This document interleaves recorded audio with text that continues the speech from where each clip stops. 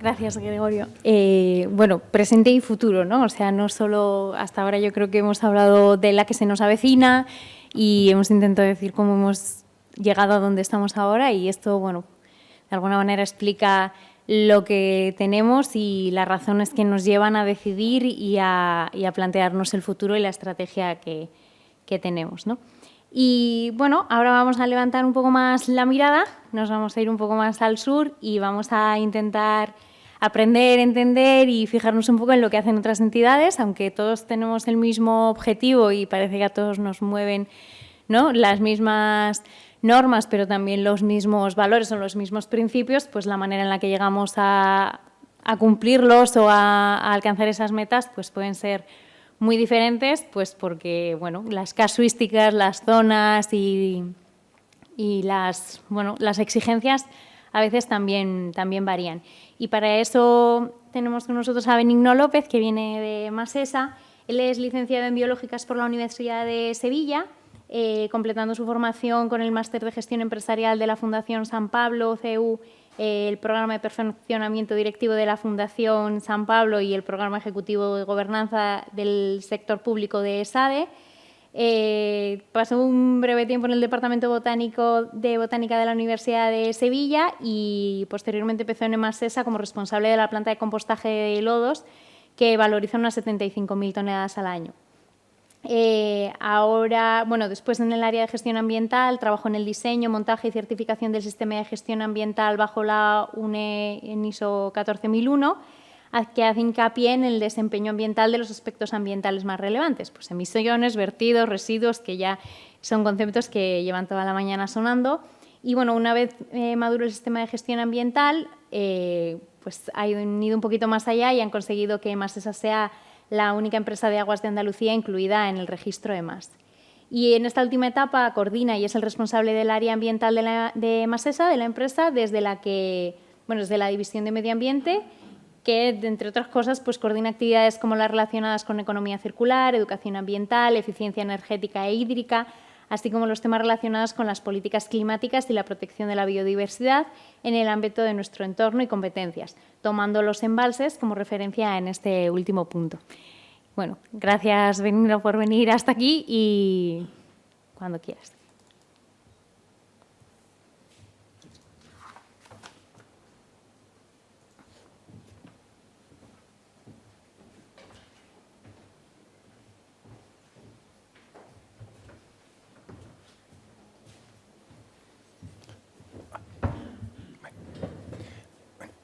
Buenas tardes a todos. En primer lugar, y como no puede ser de otra forma, agradecer a NILSA y a la Universidad Pública de Navarra el que haya querido contar con Emasesa y que humildemente vengamos a contaros nuestra experiencia. La ventaja o inconveniente, según se mire, yo creo que en este caso es una ventaja de ser el último, es que la mayor parte de las cuestiones que se han tratado os la han contado y creedme, mejor de lo que yo lo iba a hacer.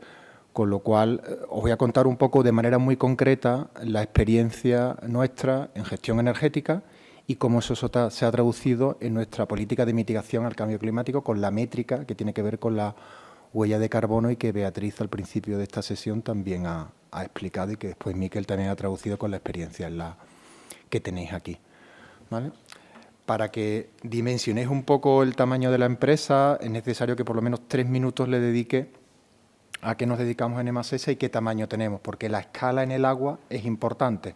De hecho, Gregorio acaba de explicaros ahora cómo es la estrategia en una comunidad foral en función de la atomización que tenéis de las depuradoras o cómo tenéis las estaciones depuradoras. Nuestro caso es un poco distinto, con lo cual en el agua la escala es fundamental, con lo cual creo que 5 minutos que os explique el tamaño y qué es lo que hacemos en Emasesa es necesario, ¿vale? Después os contaré la estrategia de mitigación con el componente energético que estamos siguiendo y humildemente el mayor caso de éxito que hemos tenido en temas ambientales, que es la codigestión y cómo nos hemos adelantado a esa neutralidad energética de nuestras estaciones de depuración, que hemos hecho para estar ya prácticamente en un 92-95% de autosuficiencia en nuestras depuradoras, instalaciones que consumen el 60% del ciclo del agua, para que dimensionéis un poco los tamaños. Y después cómo esos kilovatios se han traducido a toneladas de CO2 equivalente y cómo hemos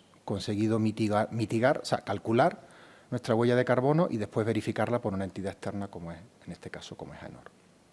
Bueno, Emasesa es la empresa metropolitana que presta servicios de abastecimiento y saneamiento en la zona de Sevilla. Sevilla y 12 municipios. Para que os hagáis una idea, damos servicio en agua en baja a 1 millón de habitantes y en alta en torno a 1.300.000. ¿Vale? Nos abastecemos de 2 ríos, del Ribera de Huelva y del río Biar. Son los 2 últimos afluentes de la margen derecha del río Guadalquivir y de ahí es donde captamos los 95, 96 hectómetros que necesitamos para abastecer a toda esa población. Cuando yo entré en Emasesa, hace ya 20 y tantos años, captábamos del orden de 150 hectómetros. Ese es el primer dato que creo que es significativo. El consumo medio diario de la zona metropolitana de Sevilla está en torno a 100 litros por habitante y día. Cuando yo entré en Emasesa estábamos en del orden de 170. Ese es el mayor éxito que ha conseguido la ciudad de Sevilla, que es ser más resiliente frente a las circunstancias climáticas que estamos viviendo, y es descender el consumo a través de 2 cuestiones: sensibilización, sensibilización, sensibilización, y 2, hay que decirlo así, política tarifaria. Se traduce: quien más contamina más paga, quien más consume más paga, y los bloques tarifarios están, cuanto más se consume, son más altos. Partiendo de la base que todos los que estamos aquí tenemos referencia de lo que pagamos de agua y os invito a pensar lo que pagáis de telefonía o lo pagáis de suministro eléctrico. ¿Vale? Eso es una reflexión que lo que ha comentado también Ángel esta mañana en cuanto a la recuperación de costes es importante que todos tengamos en cuenta. La repercusión en la tarifa del agua por ciudadano no es relevante frente a otro tipo de gastos domésticos, de costes domésticos que tenemos. ¿Vale? Tenemos 3 estaciones de tratamiento de potable, 6 depuradoras, una planta de compostaje. Bueno, eso es para que dimensionéis un poco. Y otra cuestión muchas veces tan importante y muy olvidada en las empresas de abastecimiento y saneamiento son las redes de distribución. En Sevilla tenemos casi 4.000 kilómetros de red de abastecimiento y del orden de 3.000 de red de saneamiento. Esas instalaciones son las grandes olvidadas porque no se ven y son estratégicas por su mantenimiento y conservación de cara también a las fugas. ¿Vale? En definitiva, nos dedicamos al ciclo completo del agua, desde la aducción, desde la gestión de los embalses por los acuerdos que tenemos con la Confederación Hidrográfica del Guadalquivir, el tratamiento, la distribución, la recuperación de ese agua, su depuración, la gestión de los lodos, en fin, todo lo que es el ciclo completo. Y esta una gráfica creo que es muy contundente del mayor estresor que las empresas de abastecimiento y saneamiento estamos sufriendo en nuestra latitud. Yo creo que la gráfica es casi autoexplicativa y no tengo prácticamente que decir nada. La zona verde es la zona de confort en cuanto a los volúmenes de abastecimiento y a partir de ahí estamos en situación de crisis. Pues para que veáis un poco cómo estábamos a principio del año 2023, ¿vale? Y a principio también del año 2024. Estábamos en una situación de llegar a pensarnos el corte en el suministro. El corte en el suministro de una ciudad de 1 millón de habitantes, de 700.000 habitantes con una zona metropolitana de 1 millón. En los años 90, a principios de los años 90, yo sufrí esos cortes. Era estudiante por entonces y teníamos un servicio de 8 a 3, de 8 de la mañana a 3 de la tarde. Eso ahora mismo es impensable en una ciudad. Una ciudad, además, que tiene la carga turística que tiene y ese intangible que es un servicio 24/7 deje de serlo. Para que un poco dimensionemos un poco la estrategia y lo vital que es la resiliencia frente al cambio de régimen de lluvia, que ya en nuestra latitud lo estamos viviendo. Ahora mismo estamos en una situación de absoluto confort. O sea, 400 hectómetros para nosotros es... tenemos prácticamente 2 años y medio de agua. Eso, vamos, el director de producción tiene los pies encima de la mesa, para que vean una idea de lo relajado que está. ¿Vale? Una circunstancia que hace aproximadamente 6 o 7 meses estaba que no dormía. ¿Vale? Pero esa resiliencia la ha conseguido principalmente el sevillano descendiendo su consumo diario y la empresa haciendo la inversión en la reducción de pérdida. Ahora mismo estamos en torno al 10-10,5% de pérdida. Cuando yo entré en Emasesa estábamos por encima del 25%. Y eso se hace a través de inversión y renovación de redes. ¿Vale? Bueno, yo creo que así por lo menos habéis tenido un plano general de a qué nos dedicamos y la dimensión y la escala de la empresa. Creo que es importante en relación a Nilsa o a la comarca para que veáis un poco las diferencias y parecidos que tenemos. Este esquema, sé que no lo veis, los datos, lo he puesto queriendo, pero creo que si os fijáis en los colores, casi prefiero que os fijéis en los colores más que en los datos, porque después los datos los vamos a ver con más concreto. Este es nuestro esquema hídrico-energético, lo que nosotros llamamos nuestro Sankey hídrico-energético, es el del año 2023. Quizás no sea el mejor año de referencia, porque fue un año extremadamente seco, pero os puede servir. En la parte central está la línea de agua, el volumen que captamos y el volumen que vertemos, ¿vale? En la parte roja es los inputs energéticos que requiere ese tratamiento, ese movimiento de agua, porque os recuerdo que el mover agua cuesta energéticamente. Y como veis, todo está principalmente, la parte más intensiva de consumo está en la parte roja, pero en la parte final del ciclo, es decir, en la depuración. Y la parte verde, que es donde somos capaces de producir energía, también está en el final del ciclo, en la parte inferior del esquema. En condiciones normales tendríamos que tener unas líneas verdes hacia la parte superior, porque tenemos 3 minicentrales hidroeléctricas que en un año hidrológico normal, aunque lo de normal ya en año hidrológico en nuestra latitud ha dejado de ser normal, producimos del orden de 20 millones de kilovatios, o sea, 20 gigavatios.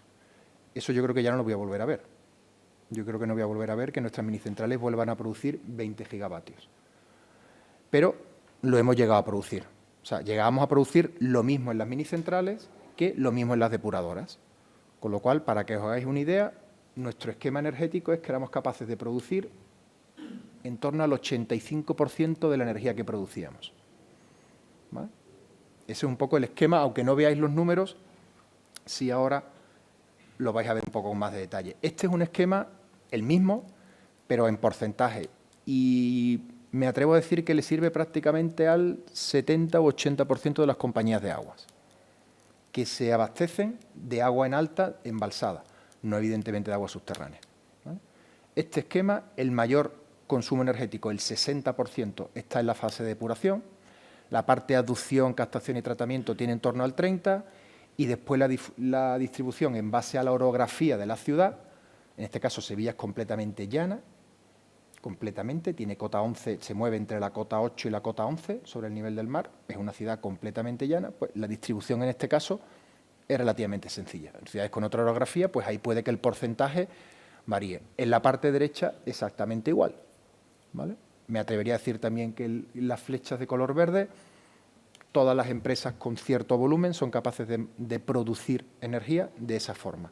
¿Qué hemos hecho nosotros? Y es lo que más quiero centrarme. Intensificar la producción de energía en las depuradoras. Las depuradoras son los grandes operadores ambientales de los entornos urbanos. Son las joyas de la corona ambiental. Hay que dejar de verlo como instalaciones contaminantes y hay que empezar a verlo como lo que son, instalaciones descontaminantes. Este esquema es el mismo que hemos visto antes, pero ya con mucho más detalle, ¿vale? Insisto, en la parte izquierda tenéis la parte de producción y en la parte derecha pues veis dónde están los principales consumos, en la aducción, en el tratamiento, en el abastecimiento, en el saneamiento. Si juntáis todas las depuradoras y las estaciones de bombeo de residuales, en torno al 60%, con lo cual parece que es ahí donde tenemos que empezar a centrar el foco. Veis ahí arriba a la izquierda las minicentrales hidroeléctricas de Aracena, Azufre, etcétera, pues que han producido en el último año cantidades ridículas de energía, porque si no hay agua difícilmente podemos turbinarla, ¿vale? Empezó a llover en la primavera del año pasado, ¿vale? Y este es un esquema del año hasta septiembre del año 2024.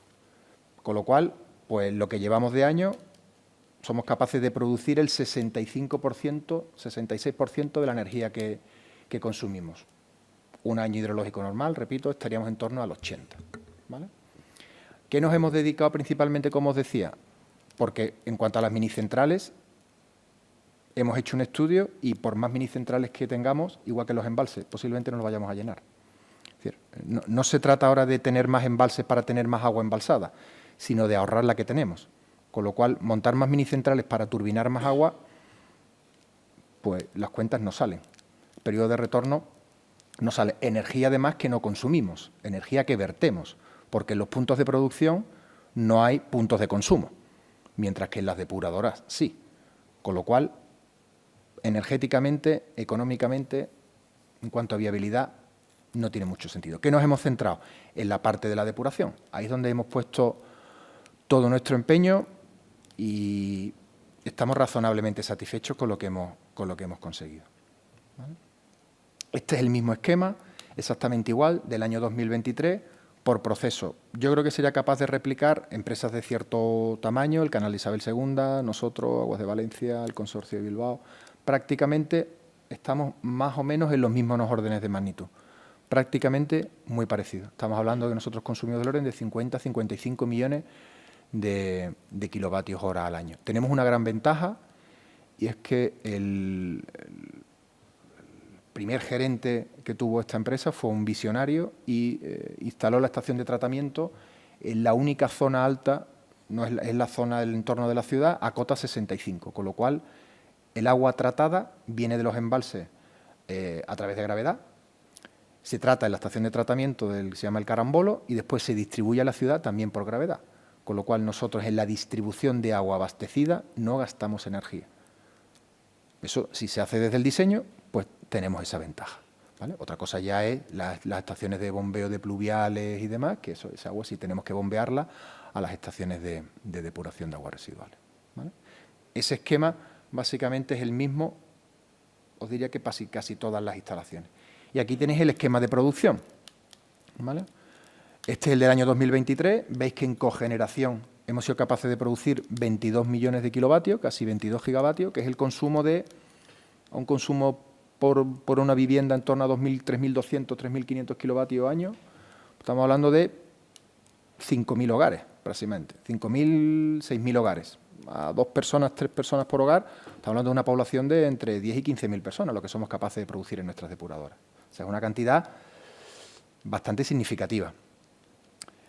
La fotovoltaica, por increíble que parezca, las teníamos un poco dado de lado, dado la latitud en la que estábamos, y vamos a hacer una inversión importantísima, de tal manera que vamos a tener en producción a finales del año 2025 del orden de 5 megavatios instalados de potencia. Parecía que no tenía sentido que la latitud en la que estábamos, no estábamos aprovechando la capacidad de generación a través de la energía fotovoltaica. La eólica, en nuestro caso, no es un activo el que tengamos, y la hidráulica, como veis ahí, la imagen es bastante triste, pero si no hay agua, no se turbina. Con lo cual, la hidráulica tenemos que empezar a desacoplarlas, por desgracia, de nuestro esquema energético. Año de nieves, año de bienes. Nosotros nieves no tenemos, pero cuando llueve es año de bienes, tanto para el abastecimiento como para la energía. En este caso veis que ahí el número es claro y rotundo, ¿no? A partir de ahí hemos decidido hacer un esquema, un plan, porque todas las empresas de abastecimiento locales están sujetas a ciclos políticos. Nos guste o no, eso funciona de esta forma. Entonces lo que hemos decidido es establecer un plan energético que se salte esos ciclos políticos. Un plan energético a 15 años, donde la empresa, venga quien venga, pues con algún ajuste evidente, pero nos lo compre. Hicimos un esquema DAFO, que lo tenéis ahí, con las debilidades, amenazas, oportunidades y fortalezas que teníamos dentro de la estrategia energética de la compañía, y a partir de ahí empezamos a establecer qué es lo que queríamos hacer. Se está hablando siempre de producir, producir y producir, pero siempre nos olvidamos del consumo, de disminuir el consumo. La eficiencia no está solo en producir más, está en que ese ratio que comentaba Jairo y Gregorio de kilovatio por metro cúbico tratado, depurado, entregado, podemos poner el denominador que queramos, pero el numerador hay que disminuirlo. El denominador a través de la eficiencia, digitalización, renovación de obsolescencia de equipos, eso es estructural. Muchas veces nos centramos en producir más y muchas veces si nos centramos en producir más, descolgamos la pata de la eficiencia y nos olvidamos y decimos, bueno, si esa bomba no está funcionando en punto, tampoco pasa nada porque soy capaz de producir la energía que funciona la bomba. No debe ser así. Entonces, desde el área energética, del área ambiental, tenemos que insistir mucho con los compañeros de producción que, y lo vais a ver después en una diapositiva que tengo después puesta, que tenemos un eslogan con mis compañeros de energía que es el mejor kilovatio es el que no se consume. Ese es el que menos contamina y el que menos coste tiene. Eso es una máxima que a todos los compañeros de producción e ingeniería hay que inculcarles. Vale.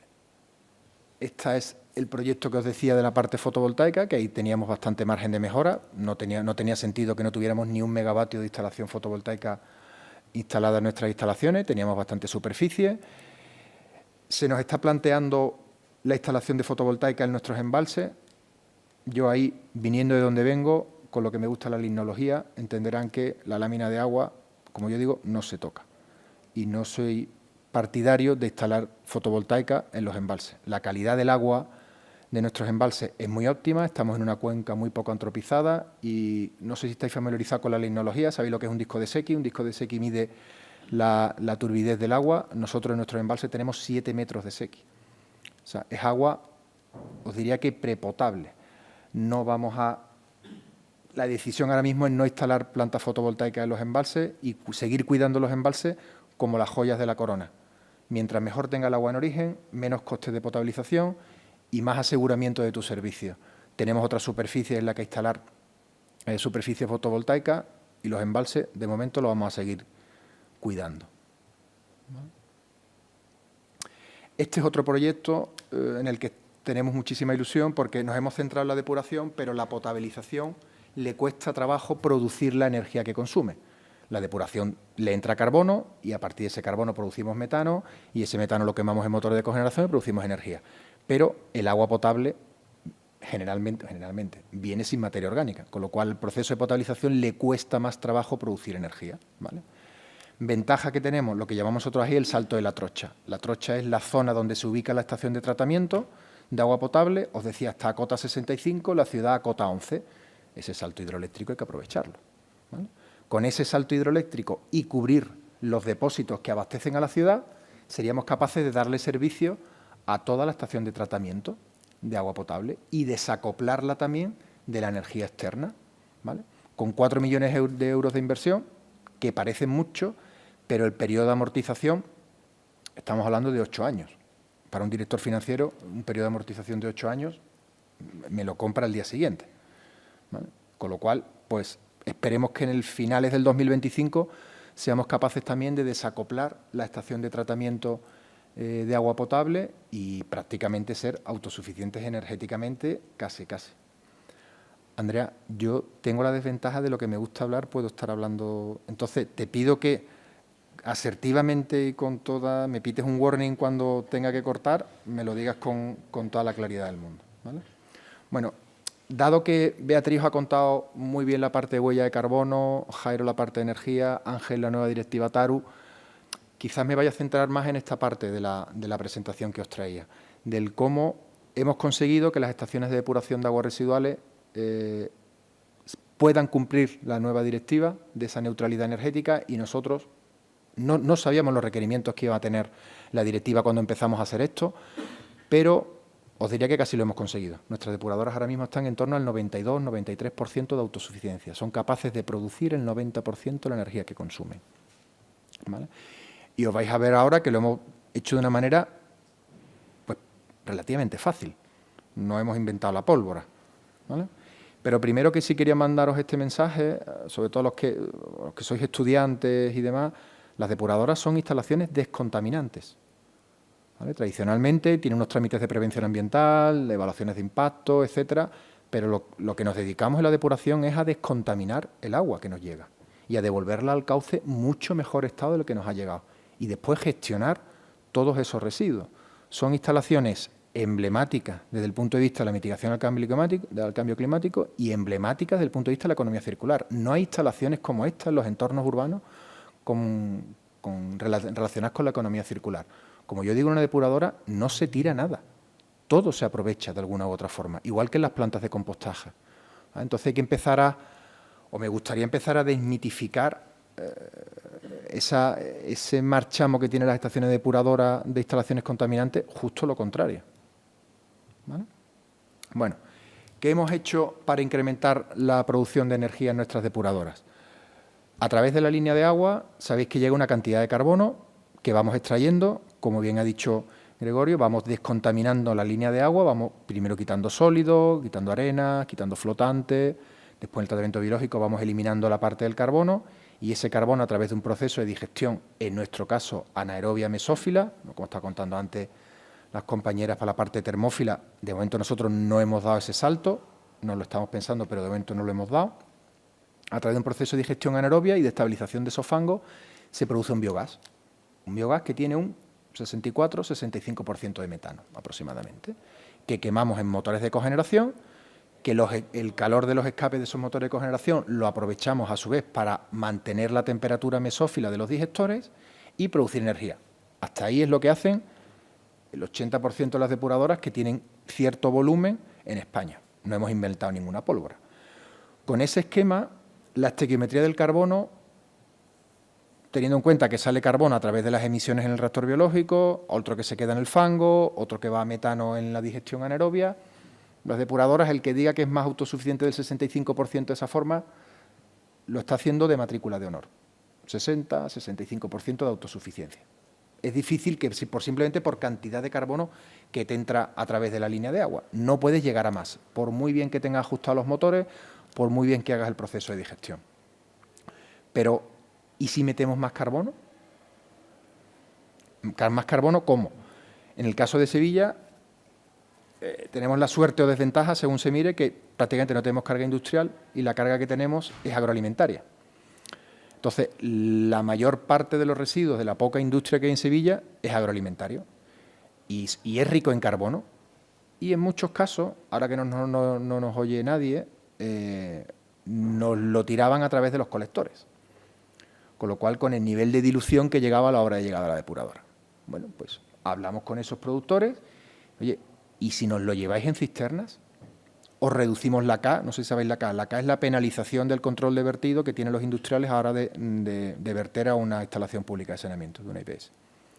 Llegamos a un acuerdo con ellos y si nos lo entregáis en cisternas, a un 2-3% de concentración, nosotros lo metemos en la arqueta de fangos mixtos que va a la digestión anaerobia, eso es carbono al digestor, mayor producción de biogás, mayor producción de metano, mayor producción de energía. Así de sencillo, no tienen mayor misterio que ese. Evidentemente no valen todos los residuos, no valen todos los residuos. En Sevilla hay mucha industria cárnica, la industria cárnica tiene mucha cantidad de proteína, la proteína tiene puentes disulfuro, los puentes disulfuro tienen mucho azufre y el azufre es kriptonita para los motores de cogeneración. Entonces hay que hacer lo que se llama un buen blending, una buena mezcla a la hora de la codigestión. No vale que llegue allí la cisterna, la suerte de la arqueta de fangos mixtos y el digestor puede con todo. No, el digestor no puede con todo. Con lo cual nosotros hemos realizado plantas pilotos entre 1 y 5 metros cúbicos para ir ensayando todas esas mezclas. Esto lo llevamos haciendo desde el año 2015. Ahora ya mismo, como yo digo, estamos entrenados en altura. Ahora mismo ya podemos prácticamente tratar cualquier biorresiduo. Pero esto llevamos haciendo esta política durante 9 años. Eso nos ha llevado que a día de hoy yo considere que, aparte que os he comentado antes del mayor éxito ambiental de la ciudad de Sevilla, que lo han hecho los sevillanos con la reducción del consumo, esto sí lo ha hecho la compañía. Que es que sus depuradoras sean autosuficientes energéticamente, que vertidos que antes llegaban a través del colector llegan a través de cisterna, que estamos potenciando la producción de gas y que eso nos estamos adelantando al cumplimiento de la directiva que se ha estado mencionando durante todo el día. Todo esto con trazabilidad documental, con trazabilidad analítica, con trato con el productor del residuo, trato con el organismo ambiental, que en este caso es la Junta de Andalucía, la Consejería de Medio Ambiente. Lo comentaba ayer con Andrea y con Jairo, tuvimos que formar a los técnicos de la Consejería de Medio Ambiente para que nos autorizaran a este tipo de trámites. Bueno, tienes que tener una relación buena, excelente con la Administración, porque todo esto tiene una documentación y unas autorizaciones por detrás. Las depuradoras pasan de ser instalaciones productoras de residuos a instalaciones que gestionan residuos. Cambia el paradigma de una depuradora y eso tiene que estar vía tramitación, vía autorización. ¿Vale? Vale. Los principales objetivos que os decíais de la codigestión, el aprovechamiento de la sinergia, la compensación del balance de nutrientes. ¿Por qué? Porque además nuestros lodos, como estaba comentando antes Gregorio, que son ricos en materia orgánica, lo que nosotros estamos añadiendo es materia orgánica, principalmente. Con lo cual nuestros lodos que salían de deshidratación al 50, al 51% de materia orgánica, están por encima del 55%. ¿Vale? En cualquier caso, estamos enriqueciendo en carbono los lodos que después, a través del compostaje, pues acaban teniendo, con el proceso de fermentación aerobia que hacemos, pues en un 26, 27, 28% de materia orgánica. aporte de materia orgánica y el incremento de la producción de gas con la parte del metano. ¿Qué tipo de residuos es el que tratamos? ¿Vale? Residuos no peligrosos. No sé cómo estáis familiarizados con la ley de residuos, pero siempre tratamos residuos no peligrosos. Ni queremos ni estamos autorizados a tratar residuos peligrosos. Le estamos dando alguna vuelta, pero bueno, es una liga que yo ahora mismo prefiero no entrar. Prefiero quedarme en la línea en la parte de residuos no peligrosos. Subproductos, y no sé si estáis familiarizados con el acrónimo SANDAGE, es subproductos animales no destinados al consumo humano, que son principalmente pues lo que nos están llegando. Mataderos, industrias cárnicas, etcétera, son los que le han visto la luz. De hecho, en sus trámites de prevención ambiental y sus autorizaciones ambientales integradas, la Consejería del Ramo, la Consejería de Medio Ambiente, ya les está obligando al aprovechamiento de ese carbono que ellos tienen en esos mataderos, ¿vale? Con lo cual ya, de alguna forma, se está promoviendo la codigestión por parte de la Administración, ¿vale? ¿Y esto qué ha supuesto? Pues ahí lo tenéis. Ahí tenéis la cantidad de residuos que somos capaces de importar en los últimos años. Estamos hablando de, el tope lo tocamos en el año 2022, hemos tenido un problema en el año 2023 por un tema de mantenimiento y digestión en la depuradora más grande que tenemos, que es la de Copero. Pero bueno, la idea es que volvamos a estar en torno a los 180.000 toneladas de residuos importados, ¿vale? Que es una cantidad bastante significativa. No sé si dimensionáis 180.000 toneladas, pero eso son muchísimas toneladas las que gestionamos nuestras depuradoras. ¿Eso qué ha supuesto? Si veis la línea azul, cómo ha incrementado la cantidad de energía producida y autoconsumida en las propias depuradoras. Nosotros no vertemos energía en nuestras depuradoras. Todo lo que producimos, lo autoconsumimos en la propia instalación. Con lo cual, la gráfica es bastante clara y aquí tenéis solo para la parte de producción de energía, ¿vale? Desde el año 2015, que es cuando empezamos a poner en marcha todo lo que tiene que ver con la codigestión, fijaros lo que ha supuesto. Tened en cuenta que antes de febrero del año 2022, el precio por megavatio, que por lo menos nosotros pagábamos en Emasesa, estaba en torno a 50-55 euros el megavatio. Después de lo que ocurrió en febrero del 2022 con la guerra de Ucrania, pasamos a pagarlo a 250 euros el megavatio. Entender que desacoplarnos de red eléctrica, de ser autosuficientes en nuestra gestión de energía, no solo ya es el criterio ambiental. A mí en febrero del año 2022 nunca me había llamado el director financiero y me empezó a llamar para decirme, hay que ser autosuficientes energéticamente. Digo, ahora, ¿no? Claro, habíamos pasado de pagar la factura del suministro eléctrico, se multiplicó por 4 prácticamente en 3 meses. Con lo cual, cualquier periodo de amortización de cualquier instalación, porque lo que os he contado antes de la codigestión, prácticamente no ha requerido inversión. Más allá de 80, 90, 100.000 euros por depuradora. Eso no es dinero para los costes de una estación de depuración. Pero cuando multiplicas por 4 los euros por megavatio, la energía pasa a ser estratégica. Y el agua, el servicio de abastecimiento y saneamiento, como os decía al principio, es intensivo en agua, pero también es capaz de producirlo, ¿vale? Andrea, tú, de verdad, yo no... Es que puedo... ¿vale? Esta parte de la directiva se ha hablado ya a lo largo del día y no voy a ser yo el que la vuelva a mencionar. Simplemente contaros que hay ejemplos ya donde nos acercamos al cumplimiento de la directiva. Ya. Antes de que se transponga y que den ese periodo para hacerlo, pues las depuradoras que son capaces de importar carbono procedente de residuos, ojo, no a la línea de agua, ¿eh? Os hablo de que esos residuos entran directamente en la línea de fango, entran en digestión, no entran en la línea de agua, no tendría sentido. Llegan concentrados, arqueta de fangos mixtos, digestión anaerobia, ¿vale? Y lo que os decía, el caso de éxito antes de la reducción del consumo es de los sevillanos, pero de este caso de reducción de energía y como consecuencia de gases de efecto invernadero es de la compañía y de la promoción de la compañía hecho de ese sobredimensionamiento que en general tienen las estaciones de depuración. Porque claro, me podéis decir, bueno, ¿y cómo sois capaces de tratar 150.000 toneladas en vuestros digestores? ¿Es que os sobra espacio? Sí, nos sobra espacio. En la depuradora de Copero, por ejemplo, tiene un nominal de 255.000 metros cúbicos día y estamos tratando del orden de 120, 130. Tenemos sobrecapacidad en nuestras instalaciones. La estación de depurador se construyó con un consumo por habitante y día de 170, de 180 litros por habitante y día. Afortunadamente, el consumo se ha reducido drásticamente, con lo cual llega menos agua a la depuradora y encima, con la parte de control de vertido y con el mejor uso del ciudadano de los sistemas de saneamiento, pues en general, a excepción de las toallitas, que eso es otro problema, pero en relación a carga orgánica llega mejor. ¿Vale? Y este es el lema que tenemos todos los que trabajamos en el Departamento de Medio Ambiente detrás de nuestras mesas, y esto es un esquema que estamos intentando inculcar a toda la parte de producción e ingeniería dentro de la casa. ¿Vale? Os hablo de producción, pero hay que centrarse en la minimización del consumo y en los ahorros energéticos. ¿Vale? Bien, todo esto de kilovatios, como bien comentaba Beatriz esta mañana, se traduce después en toneladas de CO2 equivalentes. Directamente, las relaciones directas, si os acordáis en el esquema que os puso ella, con el alcance, lo que se denomina el alcance 2, que son emisiones directas de la compañía generadas como consecuencia del consumo, de la producción de esa energía eléctrica. Cuanto menos energía nosotros tengamos que importar, mayor será la reducción de nuestras emisiones de gases de efecto invernadero. La relación es absolutamente lineal. ¿Vale? En esta parte yo, si os parece, me la voy a saltar porque es que voy a reiterar lo que Beatriz os ha comentado. Evidentemente lo ha hecho mucho mejor que yo lo podría haber hecho. ¿Vale? Ella os ha contado cómo se hace el cálculo a través de un dato de actividad multiplicado por un factor de emisión.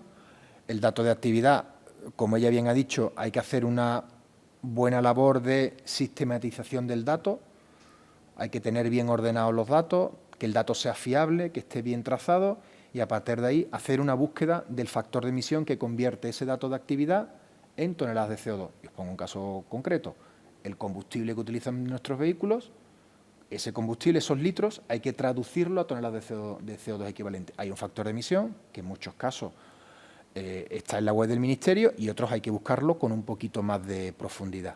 De todas formas, yo, si os parece, a través de Jairo y de Andrea, se los propuse ayer, enviaros a los que estéis interesados nuestro manual de cálculo de huella de carbono. Nosotros venimos calculando la huella de carbono, verificándola desde el año 2014-2015 y hemos realizado un manual donde explicamos para cualquier empresa del sector cómo se calcula la huella de carbono, dónde tiene que buscar su factor de emisión, cómo tiene que sistematizar sus datos de actividad. ¿Vale? Entonces, modestamente, creo que es una guía bastante útil y a través de Jairo y de Andrea yo se las hago llegar y a partir de ahí pues es que yo os la distribuya, que creo que es mejor que yo os explique cómo se calcula, cuáles son los focos, dónde se buscan los factores de emisión, cómo se sistematiza. Nosotros ya estamos en un punto ya en que a través del PERTE de digitalización del agua, la fase 1 del PERTE, hemos conseguido dinero para elaborar una herramienta propia del cálculo de la huella de carbono a través de, nosotros lo teníamos en un Excel, como el 80% de que creo que calcula su huella de carbono, y vamos a crear una herramienta que sistematice la búsqueda de factores de emisión, el cálculo de los datos de actividad, etcétera. O sea, ya tenemos ese grado de madurez. ¿Qué nos ha aportado la huella de carbono? La métrica de nuestro impacto relacionado con el cambio climático. Yo, como vengo de una carrera de ciencia, lo que no se mide difícilmente se puede mejorar. Entonces, la métrica en este caso es la huella de carbono. Es necesario medir, medir y medir. Y como decía Miquel cuando ha explicado la huella de la comarca, te resulta sorprendente algunas cuestiones, ¿no? De que, oye, pues yo esto me sorprende que yo tenga estas emisiones en este foco y a lo mejor tengo que empezar, por ejemplo, os pongo un caso concreto. Nosotros nos sorprendió las emisiones de nuestros vehículos, tenemos una flota de 200 vehículos, camiones de saneamiento, utilitarios, máquinas, mantenimiento, etcétera, y apostamos por la electrificación de la flota.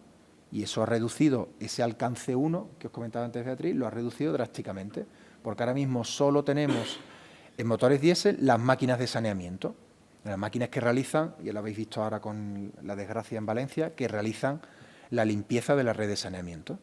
¿Vale? Esas son las únicas máquinas que nosotros ahora mismo tenemos un motor diésel. Todo el resto de la flota de vehículos se ha electrificado. ¿Eso qué ha supuesto? Pues una reducción sistemática del alcance 1. ¿Vale? Con lo cual, a través de esa visión que tienes de la huella de carbono, te permite saber dónde tienes que poner el foco, aparte de la energía que puedas importar, hacerla con garantía de origen, para asegurar a las energéticas que, bueno, aunque eso tiene un componente de greenwashing, y cuando queráis lo podemos debatir, que aunque yo creo que no es el foro, pero evidentemente eso promueve también a las energéticas que apuesten por las renovables porque tienen mayor demanda, ¿vale? Esto va concatenado, pero yo sigo pensando que el mejor kilovatio es el que se produce en la instalación, no el que se importa con garantía de origen, ¿vale? Porque creo que sabéis cómo funciona el tema de garantías de origen. No quiere decir que cuando yo compre energía con garantía de origen me venga el kilovatio de los molinos de Tarifa. No es así, ¿vale? Creo que eso no hace falta ni... Voy a pasar por esta parte, ¿veis? El esquema que tenéis ahí es el mismo que habéis visto esta mañana, con lo cual yo es que no voy a reiterar lo mismo porque, insisto, ella lo ha explicado bastante mejor de lo que yo lo podría hacer. Simplemente, mira, aquí tenéis algunos de los focos, esto sí quizás os resulte un poquito más interesante, algunos de los focos que valen para cualquier empresa de abastecimiento y saneamiento, para cualquiera. Tenéis la oxidación del reactor biológico, la combustión de gases en antorcha, en el caso que la depuradora tenga antorcha, las calderas y los motores de cogeneración.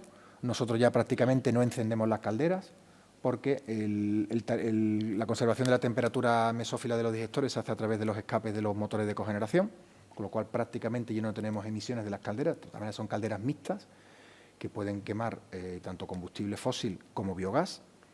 La eliminación de nutrientes. Nosotros tenemos una depuradora en zona sensible, con lo cual tenemos que eliminar nitrógeno y fósforo, y eso supone también unas emisiones de gas de efecto invernadero.